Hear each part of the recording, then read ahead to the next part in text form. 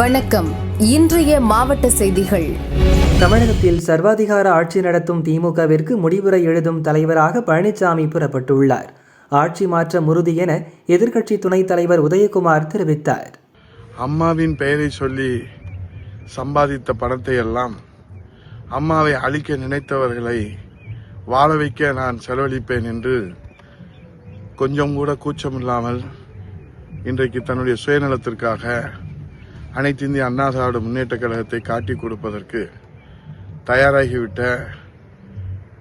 ஓ பன்னீர்செல்வம் அவர்கள் அனைத்து இந்திய அண்ணா திராவிட முன்னேற்ற கழகத்தை பற்றி பேசுவதற்கும், குறிப்பாக ஸ்டாலின் அவர்களை அம்மா அவர்களோடு ஒப்பிட்டு பேசுவதற்கும் எந்த தார்மீக உரிமையும் தகுதியும் இல்லை என்பதையும், அவர் என்றைக்கு திமுகவினுடைய முத்திரை குத்தி கொண்டாரோ அன்றைக்கே தமிழகுலசாமி தன் வாழ்நாளெல்லாம் இந்த அன்னை தமிழகத்தை வாழ வைப்பதற்காக தன்னை அர்ப்பணித்து உழைத்த புரட்சித் தலைவி அம்மா அவர்களும் திராவிட முன்னேற்ற கழகத்தினுடைய சூழ்ச்சிகள் சூதுகள் அத்தனையும் முறியடித்து தன் உயிரையும் இந்த தாய் தமிழ்நாட்டு மக்களுக்கு அர்ப்பணித்த அந்த தியாகத்தின் திருவுரத்தை இன்றைக்கு வாரிசு அரசியலுக்காக, குடும்ப அரசியலுக்காக, சர்வாதிகாரத்திற்காக இந்த தமிழ்நாட்டு மக்களை ஏமாற்றி வருகிற ஸ்டாலின் அவர்களோடு ஒப்பிடுவது என்பது வேதனையின் உச்சமாக இருக்கிறது. இன்றைக்கு ஸ்டாலின் அவர்கள் அண்ணா திராவிட முன்னேற்ற கழகத்தினுடைய எதிர்காலத்தை பற்றியும், தேர்தலுக்கு பிறகு பொதுச் செயலாளர்களை மாற்றி விடுவார்கள் என்று ஒரு அப்பட்டமான பச்சை பொய்யை 2 கோடி தொண்டர்களுடைய நம்பிக்கையும் 8 கோடி தமிழர்களுடைய எதிர்காலமாகவும், இன்றைக்கு ஜனநாயகத்தின் அடையாளமாகவும், உலக தமிழர்களுடைய ஒரே முகவரியாக புரட்சி தமிழையா எடப்பாடியார் அவர்களுடைய இன்றைக்கு எதிரிகளுக்கு சிம்ம சொப்பனமாக அனைத்து இந்திய அண்ணா திராவிட முன்னேற்ற கழகத்தை இன்றைக்கு வெற்றி பாதையிலே தலைமை தாங்கி வழிநடத்தி செல்வதை பொறுத்து கொள்ள முடியாத ஸ்டாலின் அவர்களும் ஓ பன்னீர்செல்வம் அவர்களும் ஆடு நினைகிறதே என்று ஓனாய் கவலைப்படுவதைப் போல அண்ணா திராவிட முன்னேற்ற கழக தொண்டர்களையும் தமிழ்நாட்டு மக்களையும் ஏமாற்றுகிற வகையில ஒரு நகைச்சுவை நாடகத்தை நேற்று திருமங்கலம் தொகுதியிலே அரங்கேற்றி இருக்கிறார்கள்.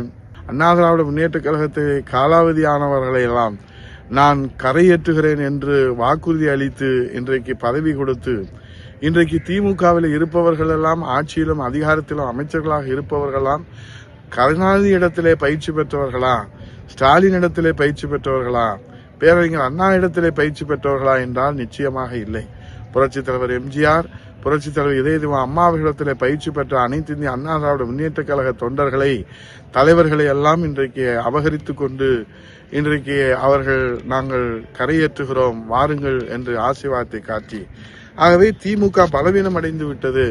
திமுகவினுடைய தொண்டர்கள் மீது நம்பிக்கை இழந்த ஸ்டாலின், திமுகவின் தொண்டர்கள் மீது அவநம்பிக்கை கொண்டிருக்கிற ஸ்டாலின் இன்றைக்கு அம்மாவினுடைய பயிற்சி பெற்ற மாணவர்களை, அம்மாவிடத்திலே புரட்சித் தலைவரிடத்திலே பயிற்சி பெற்ற மாணவர்களை, இன்றைக்கு காலாவதியான அந்த தொண்டர்களை எல்லாம், தலைவர்களை எல்லாம் நான் கரையேற்றுகிறேன் என்ற ஆசீர்வாதத்தை காட்டி அமைச்சர் பதவி வழங்கி இங்கிருந்து அங்கே சென்றவர்கள் எல்லாம் இன்றைக்கு அமைச்சர்களாக அவர்கள் பதவியை வகிப்பதற்கு காரணம் திமுகவினுடைய உண்மை தொண்டர்களுக்கு இனி திமுகவிலே வாழ்வு இல்லை, அவர்களுக்கு எதிர்காலம் இல்லை என்பதை சூட்சமாக சொல்லுகின்ற வகையிலேதான் நேற்றைய கூட்டமும் அதற்கு சாட்சியாக அமைந்திருக்கிறது.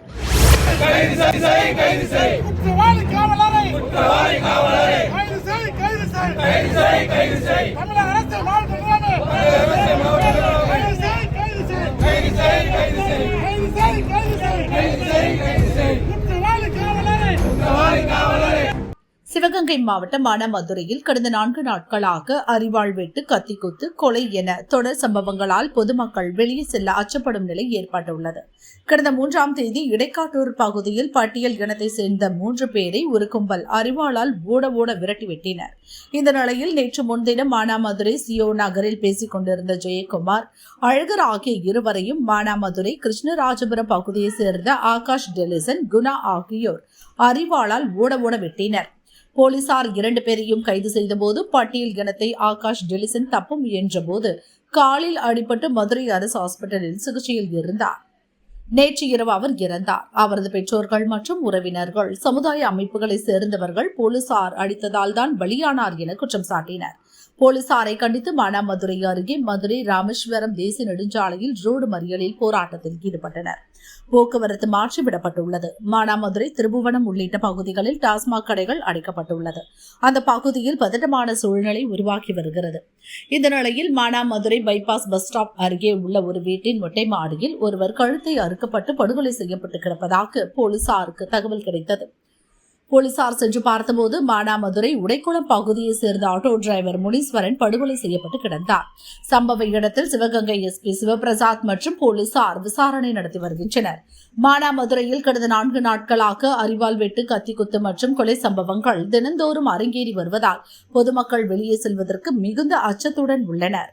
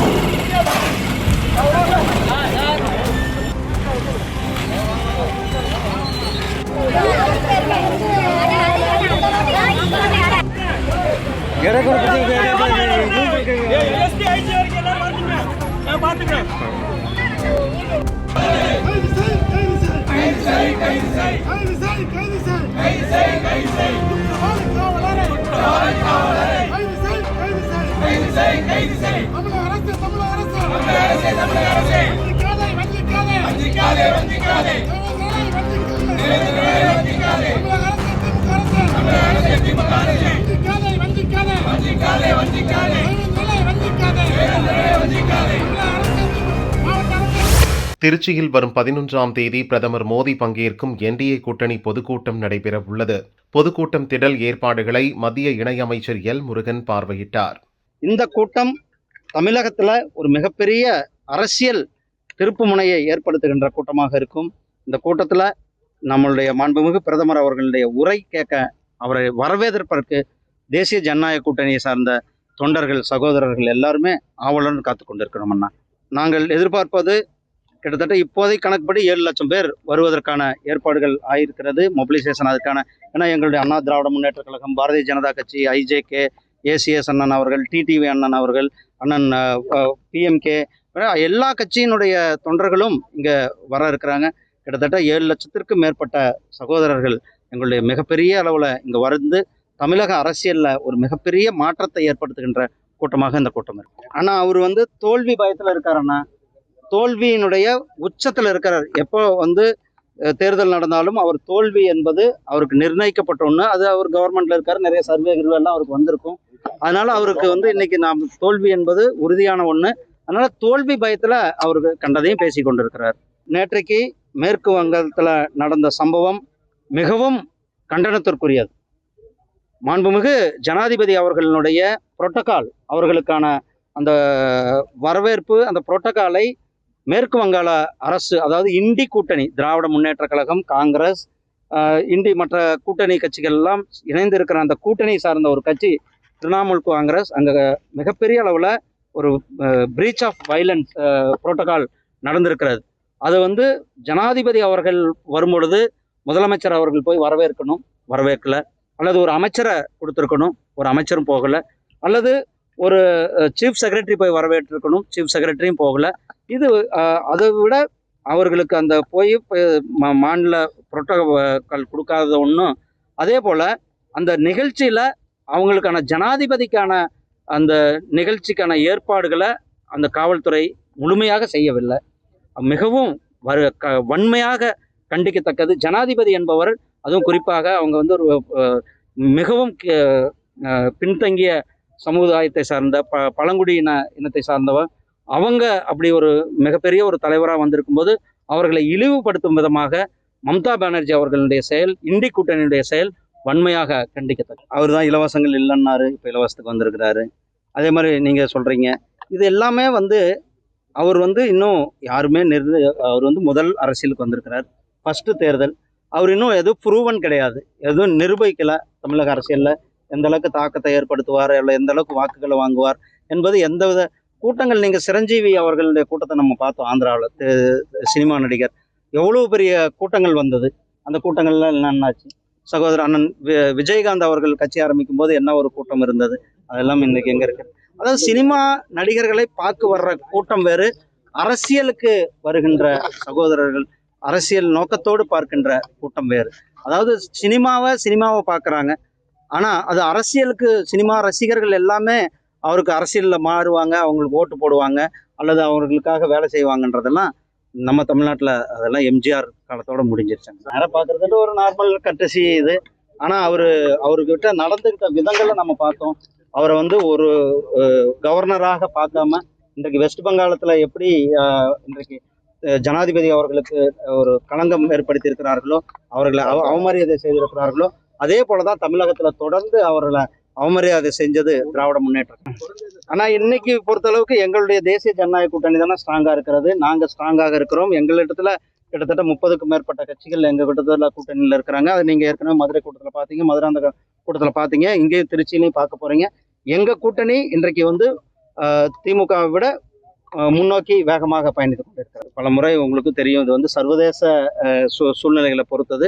சர்வதேச சூழ்நிலைகள் தாண்டியும் கூட மத்திய அரசாங்கம் பல முறை நாம் அதை கண்ட்ரோலில் தான் வைத்திருக்கிறோம். ஏழை எளிய மக்கள் பாதிக்கப்படக்கூடாது என்றதில் கவனமாக இருந்தது. சர்வதேச மகளிர் தின விழா மற்றும் மாற்றுத்திறனாளிகளுக்கான நலத்திட்ட உதவிகள் வழங்கும் விழா மதுரை பசுமலையில் திருப்பரங்குன்றம் எம்எல்ஏ ராஜன் செல்லப்பா தலைமையில் நடைபெற்றது. பெண்கள் அனைவரும் இன்றைக்கு முழக்கமிட்டிருக்கிறார்கள். தமிழகத்து மகளிர் அத்தனை பேரும் இன்றைக்கு முழக்கச்செய்தி எடுத்திருக்கிறார். ஏனென்றால் இந்த அரசு பாதுகாக்கிற வகையற்ற சூழ்நிலை இருக்கிற காரணத்தால் நமக்கு நாமே பாதுகாப்பு, திமுகவை நம்பினால் மகா தப்பு என்ற வாசகங்களோடு இந்த மகளிர் தின விழா சிறப்பாக தொடங்கி இருக்கிறது. அவர்களுக்கு மீண்டும் மீண்டும் உங்களுடைய வாழ்த்துக்களை தெரிவித்து, இன்றைக்கு அனைத்து இந்திய அண்ணா திராவிட முன்னேற்ற கழகத்தின் பொதுச் செயலாளர் இனிய அண்ணன் எடப்பாடியார் அவர்கள் பல்வேறு பிரச்சாரங்களை ஈரோடு மாவட்டத்திலே, கோவை மாவட்டத்திலே மேற்கொண்டிருக்கிறார்கள். அதில் சொல்லுகிற பரப்புரை, சொல்லுகிற மகளிருக்கான பல்வேறு நலத்திட்டங்களை சொல்லியிருக்கிறார்கள். மீண்டும் அனைத்து மகளிருக்கும் ஸ்கூட்டர் வாங்குகிற திட்டத்தை, தாலிக்கு தங்கம் வழங்குகிற திட்டத்தை, பல்வேறு வகையான மகளிருக்கான திட்டங்களை மிக தெளிவாக சொல்லியிருக்கிறார்கள். எங்களை பொறுத்த வரைக்கும் நாங்கள் ஏற்கனவே சொன்ன வாசங்களை புதிதாக ஒன்று சொல்ல விரும்பவில்லை. மதிப்பிற்குரிய கண்ணீர் சுழும் என்கிற அவர் ஒரு செல்லாத நோட்டு. அவர் ரிசர்வ் பேங்க்ல இருந்த ஸ்டேட் பேங்க்ல இருந்த முடிந்து விட்ட வரலாறு.